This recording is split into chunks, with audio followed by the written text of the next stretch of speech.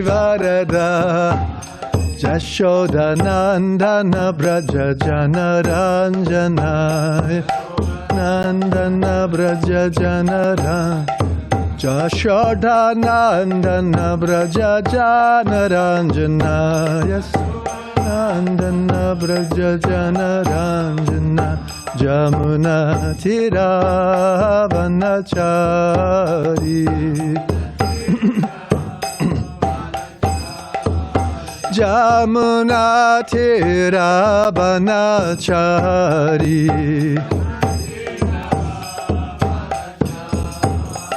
Jaya Radha Madhava Kunja Bihari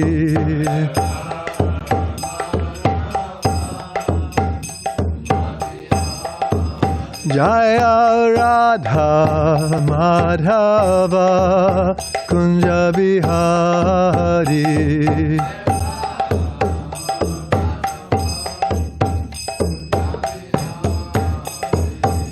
Gopi Jana Vallabha Girivaradhari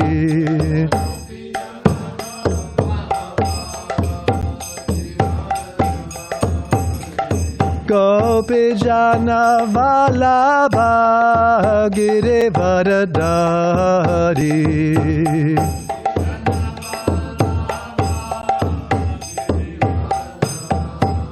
Yashodanandana Braja Janaranjana Nandana Braja Jana Yashodanandana Braja Janaranjana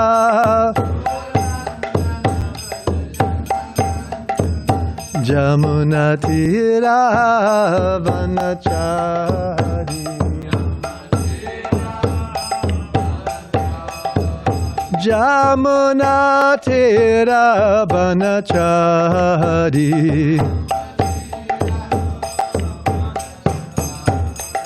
Jaya Radha Madhava Kunja Bihari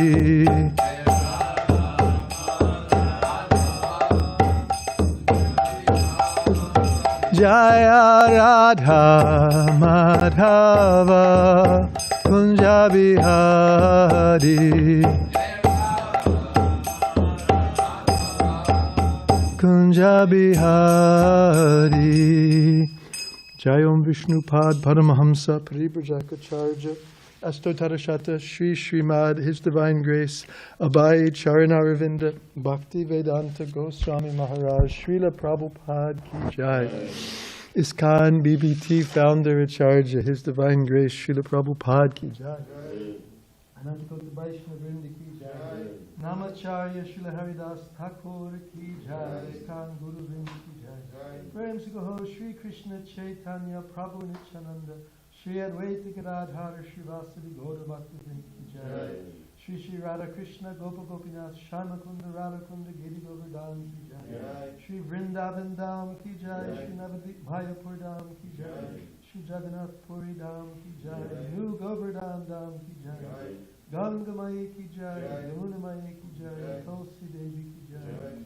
Bhakti Devi Ki Jai. Samaveta Bhakta Vrinda Ki Jai. Shri Hatmadanga Ki Jai. Shri Harinam Sankirtan Ki Jai. Nithai Gaur Premanandi Hari Bol. All glories to the Samudra Krishna. All glories to the Samudra Krishna. All glories to the Samudra Krishna. All glories to the divine lotus feet of Shri Shri Guru and Shri Gauranga. All glories to Shri Prabhupada.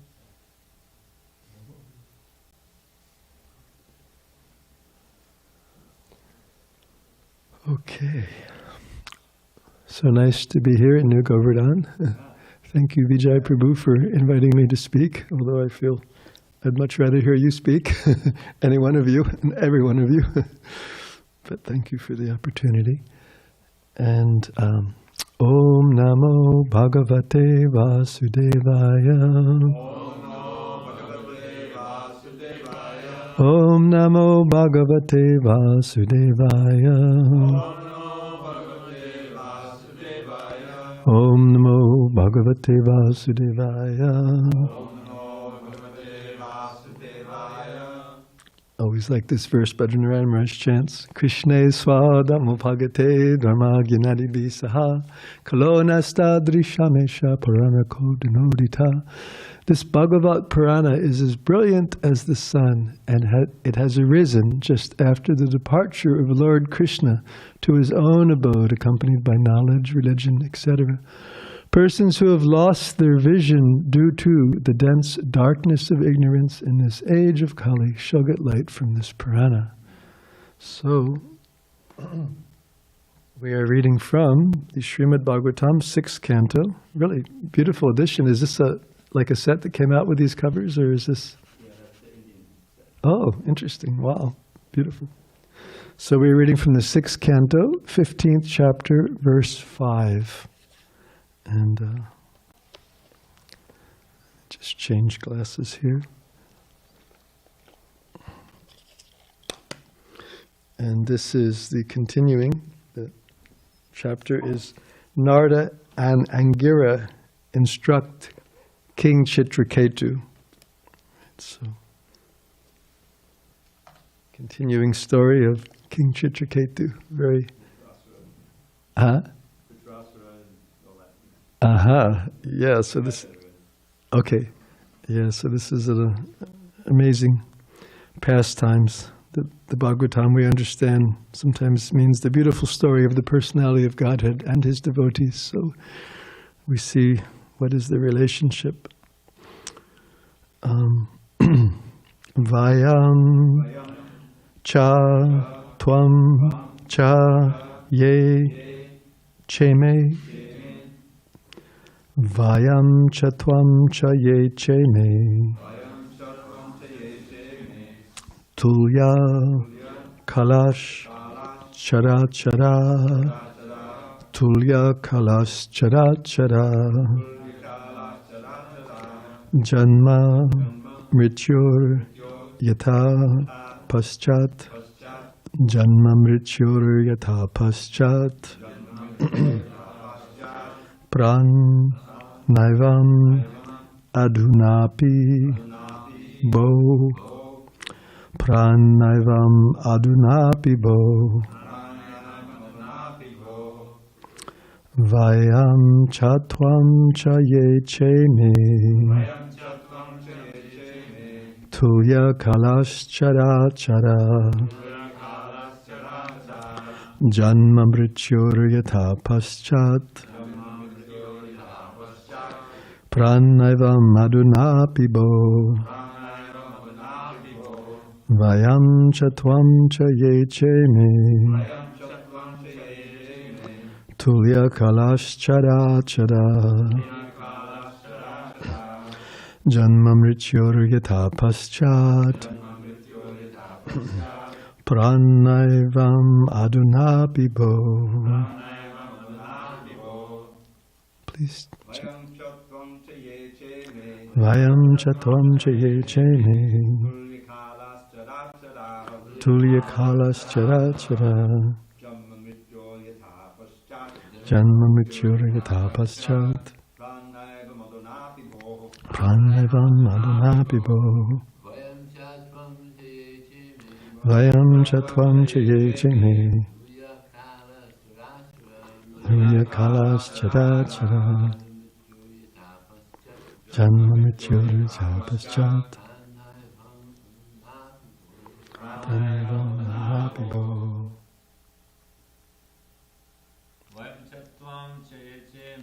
Vayam chatvam cha ye cheme. Tulya kalas chara chara.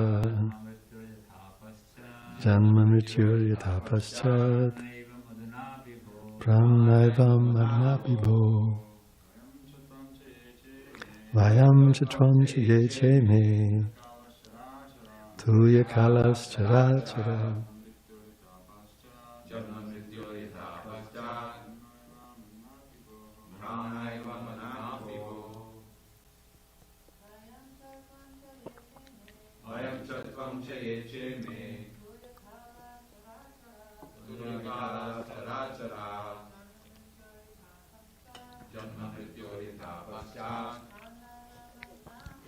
Pranaivam adunapi bo.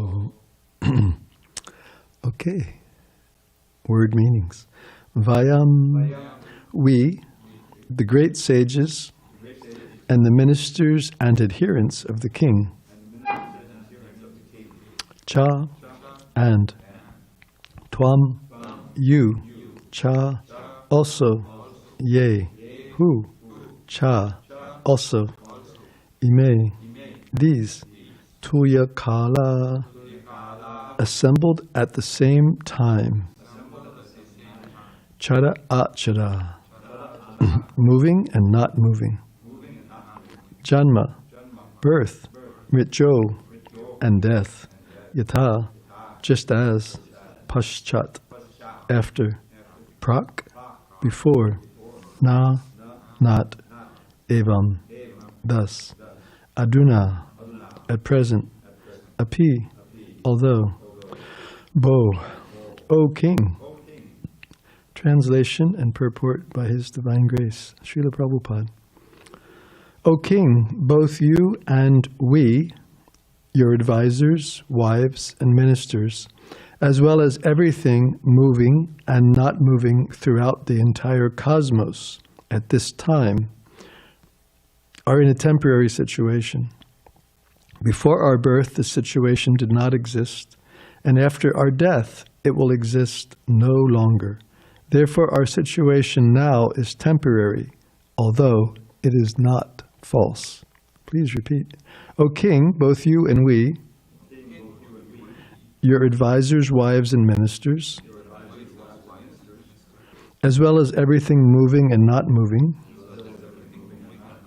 throughout the entire cosmos at this time, are in a temporary situation. Before our birth, this situation did not exist, and after our death, it will exist no longer. Therefore, our situation now is temporary, although it is not false. Srila Prabhupada's purport. The Māyāvādī philosophers say, Brahma, satyaṁ, jagan, mithyā. Brahman, the living being, is factual, but his present bodily situation is false. According to the Vaiṣṇava philosophy, however, the present situation is not false, but temporary. It is like a dream. A dream does not exist before one falls asleep, nor does it continue after one awakens. The period for dreaming exists only between these two, and therefore it is false in the sense that it is impermanent. Similarly, the entire material creation, including our own creation and those of others, is impermanent. We do not lament for the situation in a dream before the dream takes place or after it is over. And so, during the dream, or during a dreamlike situation, one should not accept it as factual and lament about it. This is real knowledge. Om Ajnana-tamarandasya Jananjanan Shalakaya Chakshurun Nalitanyanitasmai Shri Guruve Namaha. So, Vanchakalpatarubhyascha Kripa Sindhubheva Patitanam Pavanebhyo Vaiṣṇavebhyo Namo Namaha.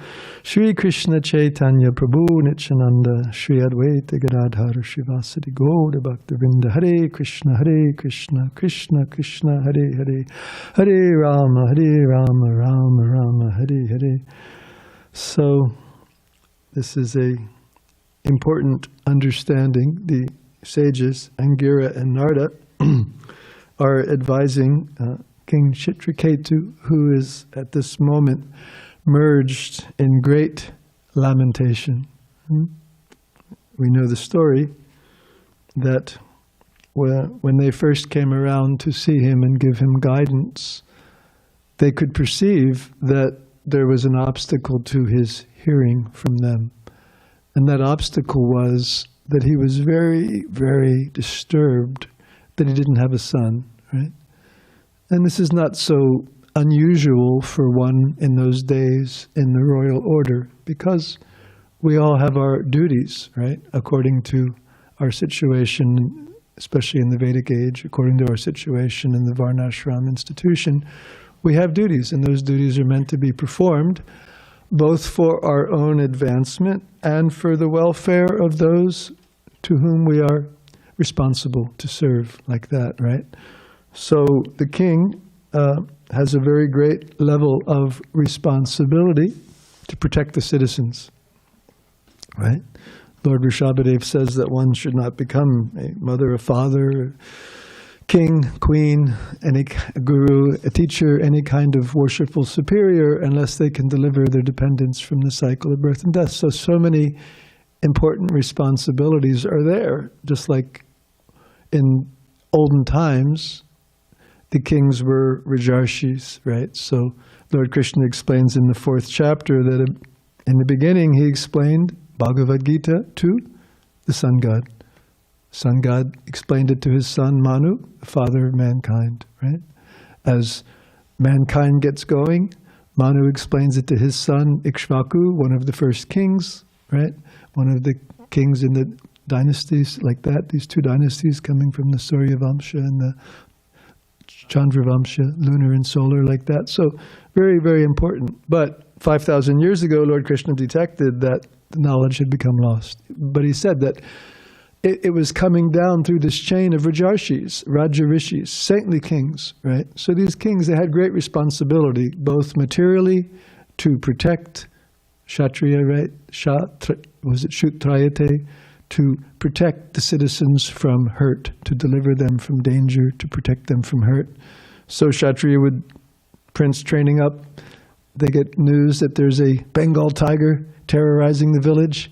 So the prince goes out with a sword and a shield, right? He's got to protect the citizens.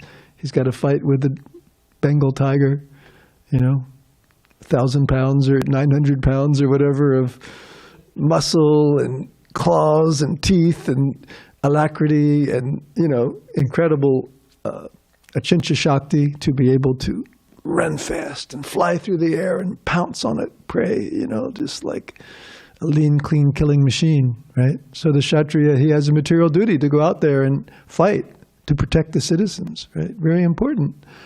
But he also has duties to deliver his dependents spiritually. So these are dual roles, right? So anyway, it's a very responsible position. So naturally, the king has ministers. The system was that the king would have ministers who were Brahmins, right? Who understood what is Brahman, right?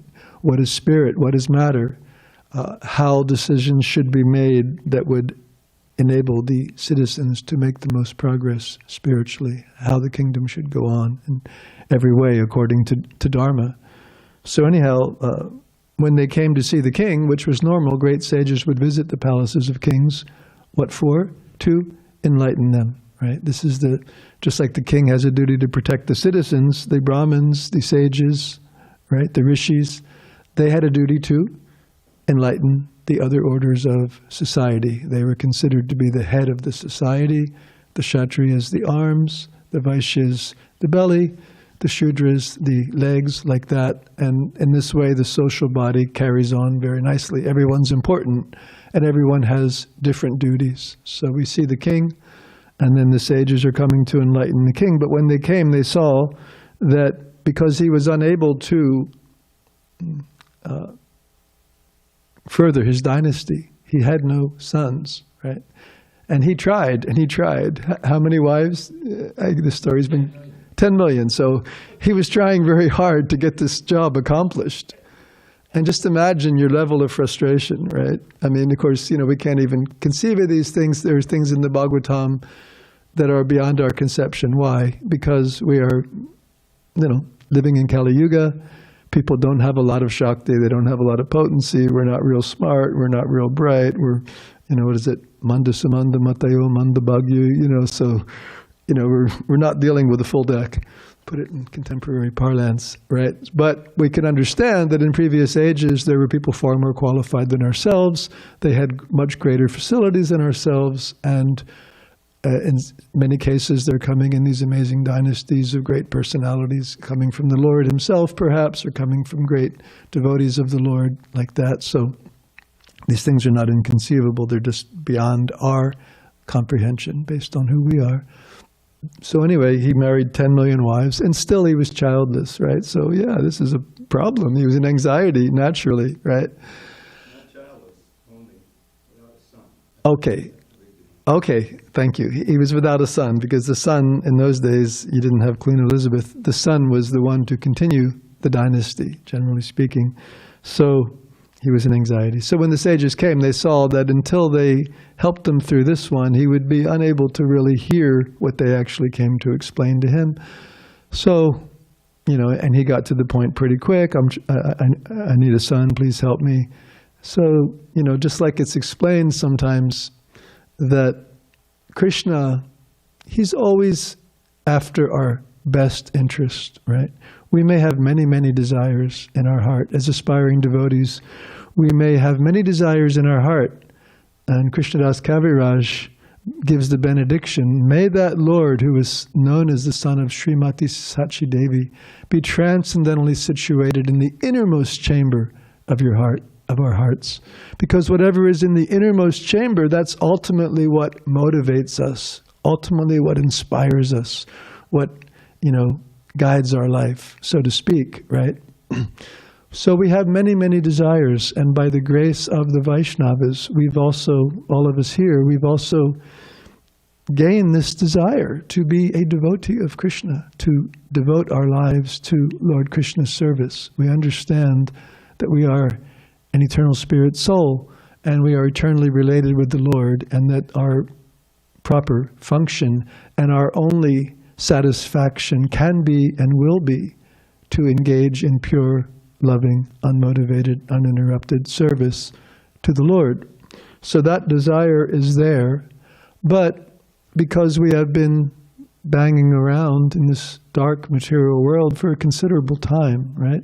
Sometimes, what is that, anadi, right? Sometimes this concept is there that we have been banging around here eternally, although it's also indicated that it's not necessarily eternal, but it's been going on for so long you can't even trace out the origin, so more or less eternally. So we've been banging around here for a long time, and life never exists in a vacuum. So as we are interacting with the Lord's material energy, as we are interacting with other conditioned souls in this world, we are associating with the modes of nature, we are developing attractions and aversions and likes and dislikes, and we are piling all kinds of samskaras upon ourselves, very, very deep impressions. And these also motivate us to action. These also inspire us to act, right? And we come into a given body with a particular load of karma.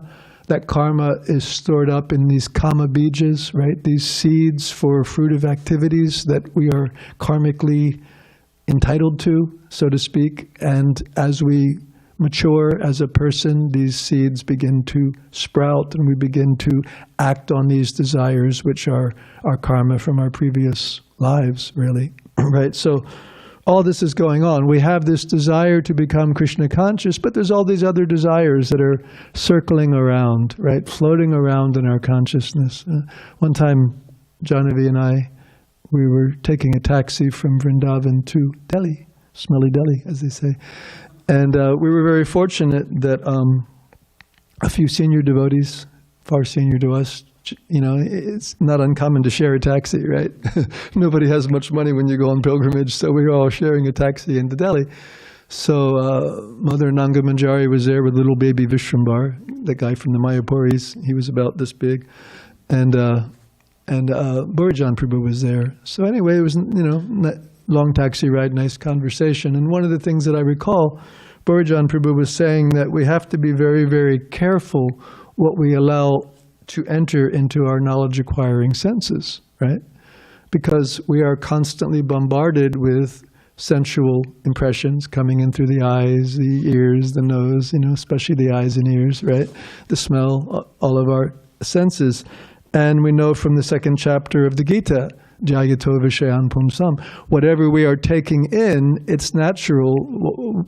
We contemplate, we meditate, we internalize, and thinking, feeling, and willing. So we have to be careful what we allow to lodge in our heart, right? This was what happened earlier in the beginning of this canto when I was here last summer. This nice Brahmana boy was out collecting flowers for the Seva Puja of the deity in the home, but he allowed himself to perceive the lustful activities of a Shudra and Shudrani who were having a great old time, a little high on wine and embracing and, loving it up in the woods there. And that impression lodged deeply in his heart, right? So deeply, right? He began to contemplate. And, what is it Krishna says? While contemplating the objects of the senses, a person develops attachment for them. From such attachment, lust develops from lust. So in this way, the fall down of a transcendentalist, one on the transcendental path, is so nicely described. And it all begins with this contemplation, right? So therefore, Bhurjan Prabhu that day in the taxi was saying, we have to be very, very careful what we allow in, right? And so there are different ways, of course, of being careful, right? One way is to, try to block everything out, right? But that's not very practical. We live in a world where we're constantly bombarded with sensory impressions. Therefore, Srila Prabhupada and our acharyas, they have given us a very wonderful prescription. And that prescription is full engagement in positive devotional service to the Lord, right? Engaging our hands, engaging our feet, engaging our eyes, engaging our nose, engaging our, you name it, taste buds, right? How about ears? Ears, of course, thank you. Just this morning when Janavi and I came, Dravida Prabhu was engaging our ears and hearing beautiful, beautiful verses in glorification of Krishna's name and his form and his qualities and his activities in Vrindavan in relation with his pure devotees, right? So as we absorb ourselves in hearing about, chanting about, remembering, worshiping, engaging our senses in the service of, right? We have this Bhagavat Vidhi and this Pancharatrik Vidhi. We have these two processes, how to absorb our mind, our heart, our soul, and our body, how to absorb ourselves in every way possible in the service of the Lord. And the benefit of this, Srila Prabhupada gave the very simple and very practical example. He said, if you have a cup of milk, everyone knows milk is very nice, it's very nutritious, it's very pure. Sometimes we say milk is liquid religiosity, right? Liquid religiosity. So, and Prabhupada said, and if that cup is not just full, because if you have a full cup of milk, let's just say that, like when you're in, of course nowadays, things are different, but people, they used to have their little inkwell on their desk, you know what I mean? And their pen, they dip it in. So just imagine some naughty kid reaches over and drops a few drops of ink into your cup of milk, right? So what happened? The milk is spoiled. Milk is spoiled, right? We also have our example by Sanatana Goswami about hearing the glories of Krishna from the lips of a non-devotee. It's just like if the venom of a poisonous serpent goes into milk, although milk is very nutritious, it becomes poison, so it can become spoiled. But Prabhupada gave this nice example that if your cup of milk is not just full, but it's constantly overflowing, then even if some foreign substance were to try to enter, it would immediately flow out over the top, and the milk would remain pure, right? And Prabhupada's analogy was similarly, if we are constantly, fully, sometimes Prabhupada used the phrase cent%, right? It's a beautiful phrase. If we are cent% engaged in the service of the Lord, then there is no opening for Maya to get us, right? Just like you watch these boxers, right? Pop, pop, pop. So one thing is throwing the punch, right? Throwing the punches, that, and then the, right? But the other big part of it, they have to be completely aware of it every second, is blocking the punches, right? Like a good boxer, they're not just a slugger, but they're also a protector, right? They have to protect themselves from the onslaught of punches by the other boxer, right? So similarly, Lord Krishna says, Daivihi esha gunamayi, mama maya dharachya, mameva ye prapajate, maya mitantarantite, that this divine energy of mine, consisting of the three modes of material nature, is very difficult to overcome. Very difficult, dharachya. But those who have surrendered unto me can easily cross beyond it, right? So just imagine,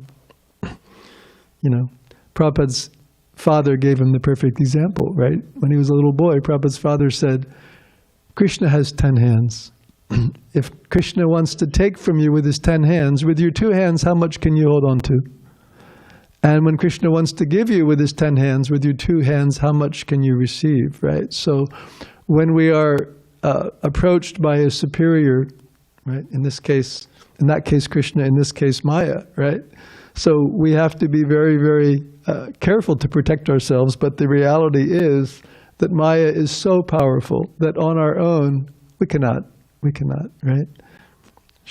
But if we take shelter of Krishna, Maya is one of the potencies of Krishna. She is the shadow of Krishna's internal potency, like that, right?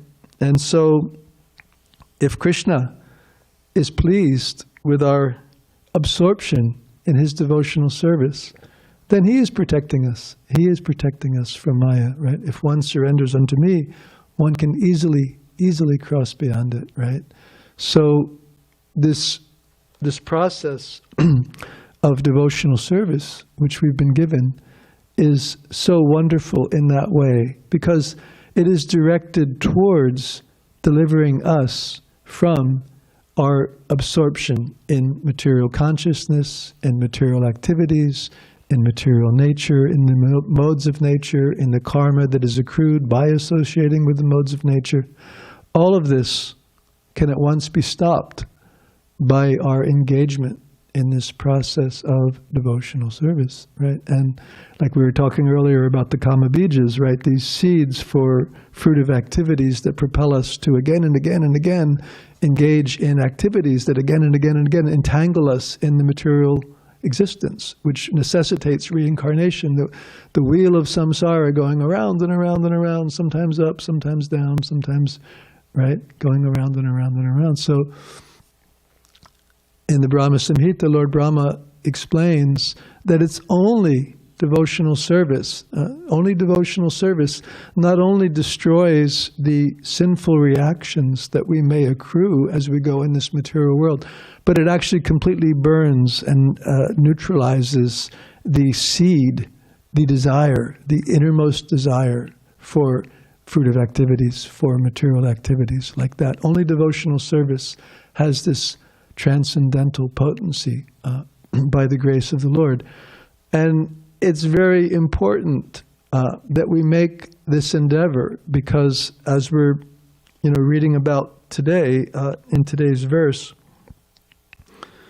there is a lot of misunderstanding about our situation here. They're trying to explain this to King Chitraketu, right? That actually we are not these material bodies. Our children are not our children, right? Our parents are not our parents. Although within a very limited context, these relationships are very relevant.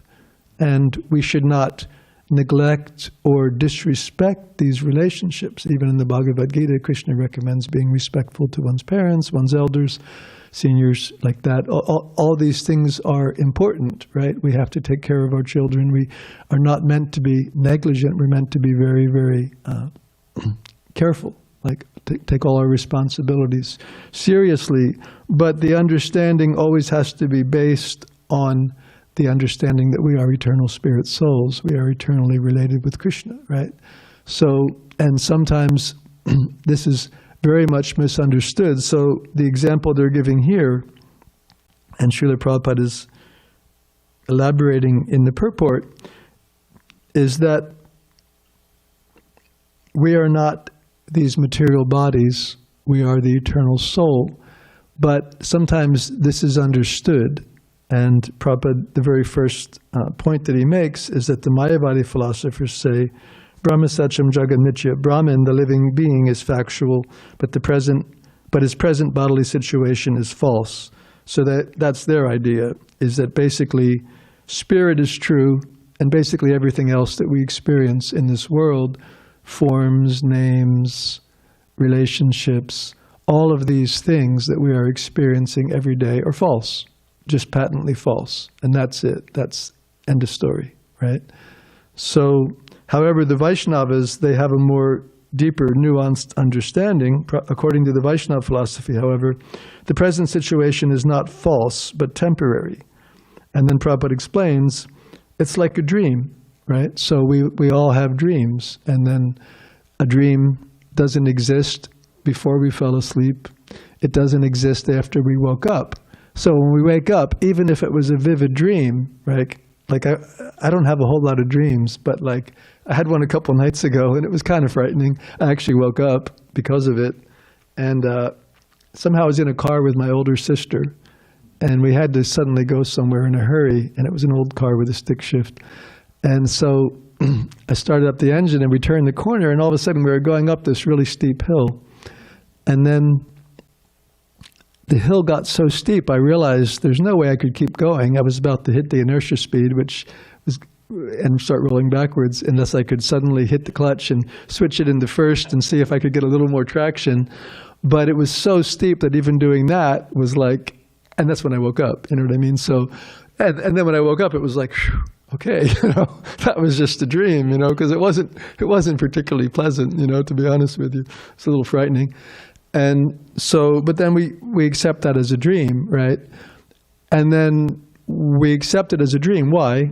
As explained here, because it's temporary, right? We're thinking, I am Vaikuntha Dasa, I am a man, I am, whatever, American, I am aspiring Hare Krishna devotee. So we have this sense of who we are, right? But then the point the sages are making is that you're not King Chitraketu either, right? You're living right now as King Chitraketu, but because from the purview of the eternal soul, being King Chitraketu for however long they lived in that age, was it 100,000 years or 10,000 years, one of those longer durations of life in any event.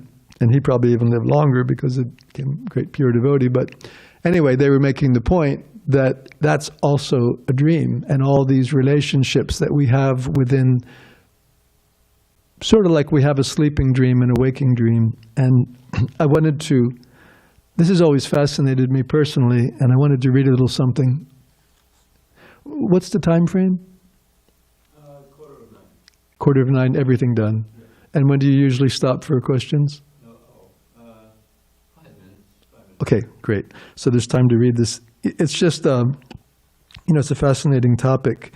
And Prabhupada, I'm not very good with technology, but I copied and pasted something that Prabhupada said in a lecture on the 7th canto about dreams in this particular context. He said, this is just coming in the middle of a class. He said, although it is just like dream, say 10 years before or 20 years before, oh, I was in India. I was a family man. At this point, Prabhupada's a sannyasi preaching to his followers in America. But he's saying 10, 20 years before, I was a family man with wife and children and doing something else. Now that thing is now dream. So you are passing. Just like at night, we dream something. So this is also another kind of dream. Because this is concrete dream, and at night we see abstract dream. So Prabhupada's saying our daily life in this body is like concrete dream because it's more solid. And our dream at night is abstract dream because it's just a few seconds, or a few minutes. The quality is dream. Sometimes we are in abstract dream, and sometimes we are in concrete dream. This is also dream. We do not know how many lives we have passed before this, hundreds and thousands and millions. Oh, sometimes I have been a cat. Oh, that is now dream. Sometimes I might have been a dog. Not might have been, because the evolution is there. We are coming by evolutionary process. So this is the real evolutionary process. We are coming by evolutionary process from aquatics to vegetable life, from vegetable to, reptile life, then from bird's life, then beast life, then uncivilized life. Then we have come to the civilized form of life under the grip of nature.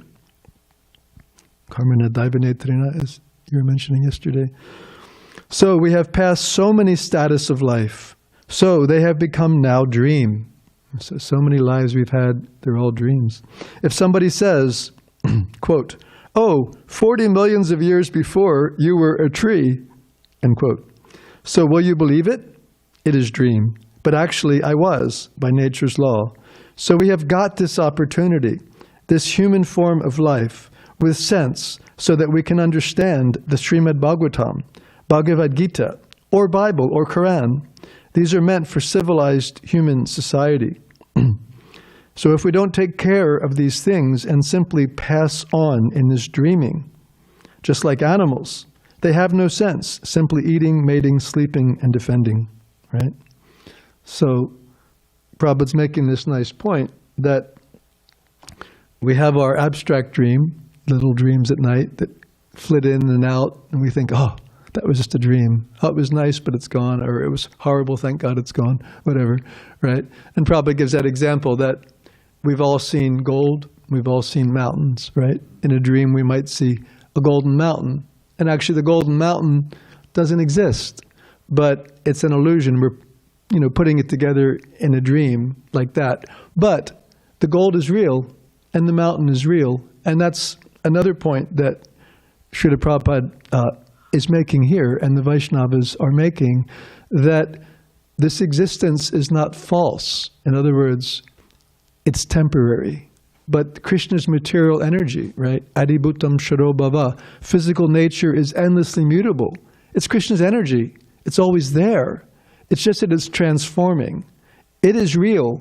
What is unreal is that I am claiming this particular arrangement of Krishna's material energy as me. And I am claiming all these other arrangements as opportunities for me to enjoy and exploit. That's what's false, right? We actually can't do that. we don't have the capacity to do that. It's not ours. Neither can we maintain this particular arrangement of Krishna's material energy even a second longer than Krishna wills, right? So what's false is that I am this body, I am the enjoyer, I am the proprietor. That's what's false, right? But we aren't false, and Krishna's material energy is not false, right? These are real, and so it's really just a question of understanding things in the proper light.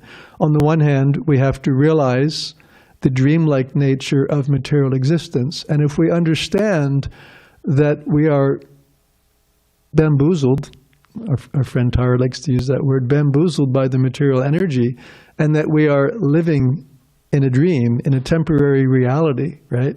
Either abstract or concrete. And if we understand that our real existence is beyond these dreams, right? One of the first aphorisms of the Vedas is, do not remain in the darkness, come to the light. Now in this human form of life, wake up, come to the light, right? So this is what this is all about, realizing that we are stuck in a dream, right? And we are meant to awaken to who we really are and what our real duty is and what our real responsibilities are and what our real prerogatives are and what is actually there for us as eternal beings. And that's what Srila Prabhupada is giving us in the pages of the Bhaktivedanta purports. And that's what he is sharing with us, what our previous acharyas have left for us. It's described that the great devotees of the Lord, why are they worth listening to? Because they have crossed over the insurmountable ocean of material existence. They have actually figured out, they have actually heard and applied and crossed over the ocean of birth and death, right? And they're so kind that they have left the boat with which they've crossed this insurmountable ocean on our side like that. It's there for us. And if we take their instructions and if we apply them to our lives carefully, right?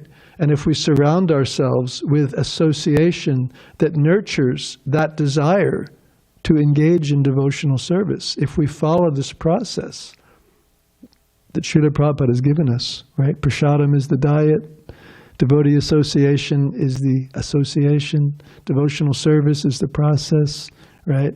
Again, we have Bhagavad Vidhi, which absorbs our mind and heart and consciousness. We have Pancharatrik Vidhi, which absorbs everything else, right? So, in one place in the Bhagavad Gita, in a purport, Srila Prabhupada says that we're working with what we have, the temporary material body and mind, to revive our Krishna consciousness, right? We have to work with what we have. And the acharyas have given us this perfect processes to do so, right? Everything that's going on in this temple and in all these temples and in this International Society for Krishna Consciousness is just expertly being utilized to help us achieve life's ultimate goal. And all we have to do is appreciate our good fortune, contrast it to wandering around in a dream, right? And just stay on the boat. Just continue engaging in devotional service, right? And it's unique, it's variegated, it's fun, right? It's fun. Susukum kartamabhiyam, Krishna says, it's everlasting, it's joyfully performed, right? Narottam Das Thakur says, Kevalanandakan. So, such a nice process, right? Nothing is lacking, right? Nothing is lacking. Oh, I don't get to go to McDonald's and eat a cheeseburger, right? Is anybody missing that, right? We were here yesterday morning and Lakshman did his magic, right? And came out with these little cinnamon rolls that were, is anybody missing what the non-devotees are eating out there? No, right? Is anybody else dancing in ecstasy at 4:30 in the morning? I was lamenting because I wasn't here at 4:30 this morning dancing, right? But is anyone else? I mean, maybe a few people are still there in some club or some rave. They're ready to fall over at 4:30, just running out of gas after the ecstasy ran out of their system or whatever. But and then they wake up with a headache and, So we're so fortunate. So anyway, I'll read the verse again. And, O king, both you and we, your advisors, wives, and ministers, as well as everything moving and not moving throughout the entire cosmos at this time, are in a temporary situation. Before our birth, the situation did not exist, and after our death, it will exist no longer. Therefore, our situation now is temporary, although it is not false. Any comments or questions, corrections? Please. Of course, following Lord Chaitanya's words as Prabhupada preached in Gauravani Pracharane. And one of the things that I discovered in studying all these shlokas, there's something called Taurya Trikena, which we're very familiar with, maybe not the Sanskrit, but it's singing, dancing, and playing musical instruments. Mm. And we know, growing up in the 60s and 50s and 60s, how conditioning that is. The concerts and the raves and so many things. That's a big way in which you get attached to things in this material world. Mm-hmm. So Lord Chaitanya expertly took all three of those and Harinam Sankirtan and hooked them up to the most transcendental, wonderful process. Mm-hmm. So you can have your singing, dancing, and playing musical instruments, but learn to play the kartals properly and the drums, as we have our drummers learning now. And you can do that, and then the food, like you say, another thing, Prabhupada's genius, And Lord Chaitanya, he would basically preach with Sankirtan, to the masses, and prasadam distribution. Long kirtans, right, Bhakti Yatra. And so that, that's the way in which these other vrittis, these desires for these other things that you point out with this cheeseburger, God, could even think of it. Sorry to mention it here. Famously speaking, when I think of sex life, you spit a thought. That famous verse quoted twice in the Bhagavad Gita. So that's the whole process of devotion. So if you can't stop these desires and activities, but you have to purify them, purify the senses. When Srila Prabhupada spoke at the Rath Yatra in Philadelphia in 1975, one of the first things he said was that, because there were a lot of people there, that weren't devotees. There were a lot of devotees, there were a lot of people there that weren't devotees. Following the parade, it went through, started at the Liberty Bell and ended up at the Philadelphia Art Museum, which is really the most iconic building in Philadelphia. And it was wonderful. And Prabhupada kind of, began with Prabodhananda Saraswati's formula, my dear ladies and gentlemen of this great city of Philadelphia, thank you for participating. And then he explained to them that what you just experienced, you just saw all these boys and girls chanting and dancing in ecstasy, right? And you never see that. And the reason you saw that was because this holy name of Krishna is so enlivening. Because they were chanting Krishna's holy names, they were feeling ecstatic, and they were naturally dancing, you know. And he said, you can experience this too. You just have to take up this chanting, you know. And then he said, of course, if you need convincing, we have 60 books, you know, at that time, 75, you know. So, yeah, you know, it's all there. You know, we've stumbled into the gold mine, you know. The Lord Krishna brought it, Panchatattva, broke it open, and then Srila Prabhupada carried it all over the world, and somehow or other, we're here, you know. What a find. Anything else? Well, thank you very much. Oh, Balaram Prabhu. Is there a mic in the house?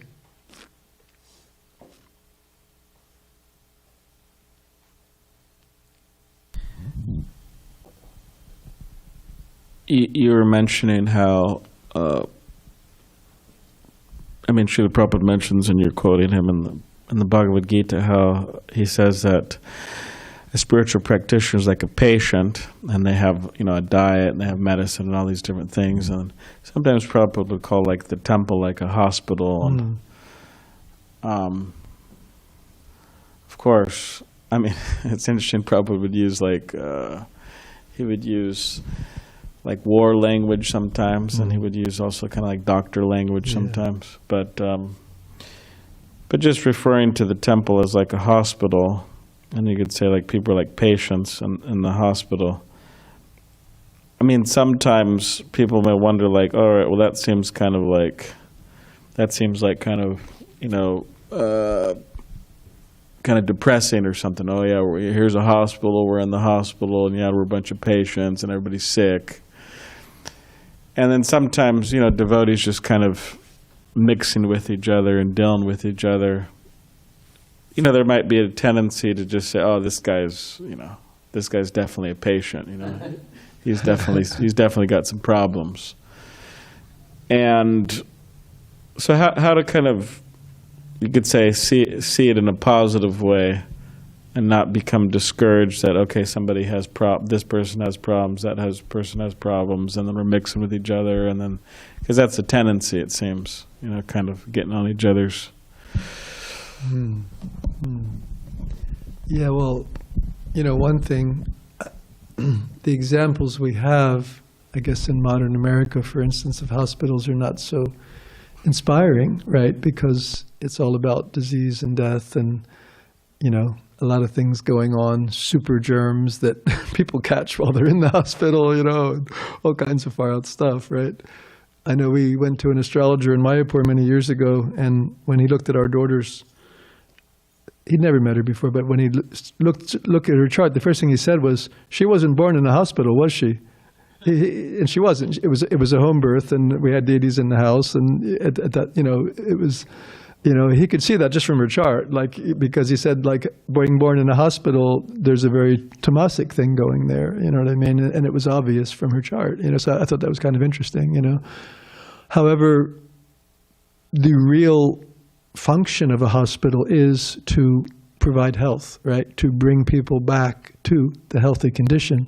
So if you have a properly functioning hospital, you're actually going to have a lot of really healthy people around, right? Because that's the result of the diet and the medicine, right? Like, we have the most expert doctor who is acting on the strength of the most expert medical college going back centuries and centuries of the previous acharyas, right? And the medicines are coming from the Lord himself, right? The Lord has, what is it? Anechya Shaldimaya, yeah, Bhaktivinoda Thakur. You have invested all of your transcendental potencies in your holy names, right? So we have the medicine, you know, we have the diet, we have everything to revive the health. So another way of looking at it is that you have a spiritually vibrant environment, right, of healthy people who are coming from an unhealthy condition. And just like the Christian saying, there but for the grace of God go I. So as aspiring devotees, we can also remember our own situation before we became more absorbed in devotional service, and always be excited about sharing that opportunity with others. So when we see somebody else maybe struggling, we can certainly see ourselves in them also, and kind of reflect on how the Vaishnavas dealt with us so nicely. Like, isn't it like when Prahlad was before Lord Nrsingadev and all benedictions are being offered, and he said, I'm only here because Narada Muni accepted me as his disciple, and my first duty is to serve him. So just like we've been given mercy, and we can give that mercy to others, right? Just like Dvijamani got a book, and he thought, this is really valuable. Not only do I want to practice this myself and perfect my life, but I want to share it with all others for their benefit, right? So this is a real hospital.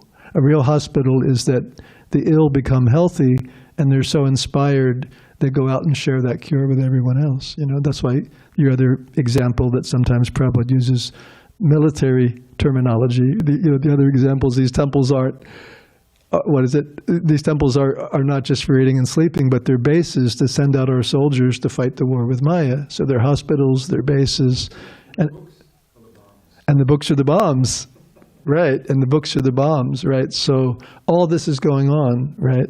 And yeah.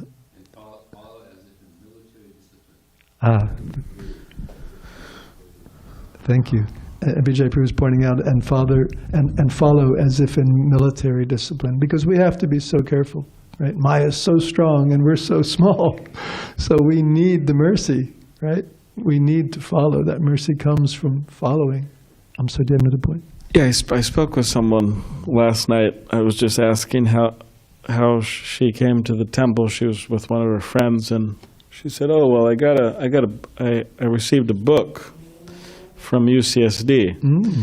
She from Vijay Prabhu set up a table, and she said, "Yeah, I thought it was interesting because I was kind of having a difficult day, and then I spoke with my mother on the phone, and while I was speaking with my mother, she was saying how her mother told her that she got her some books up in the Bay Area." Oh. Three particular books, and they were, from a devotee up there. Oh.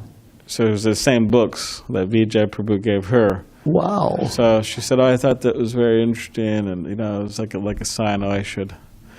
So. Yeah. So that's, wow. That's a positive thing, and that's why it's important that devotees, make themselves known to the world. So then people start, hey, it's a sign. This is like the 5th Hare Krishna I ran into. I should come to the temple. It's a sign, right? But anyways, it was good. Yeah. And that's the Vaishnava's duty, right? To make others good fortune. Just like Prabhupada made our good fortune. He reached out to his disciples, and they're reaching out, and we're reaching out, and it's going on and on and on, right? We're sharing our good fortune with, like Indradumna Maharaj says, share our good fortune with those less fortunate. And that good fortune is hearing about Krishna. So we better end. Thank you so much. Hare Krishna. Glories to Srila Prabhupada.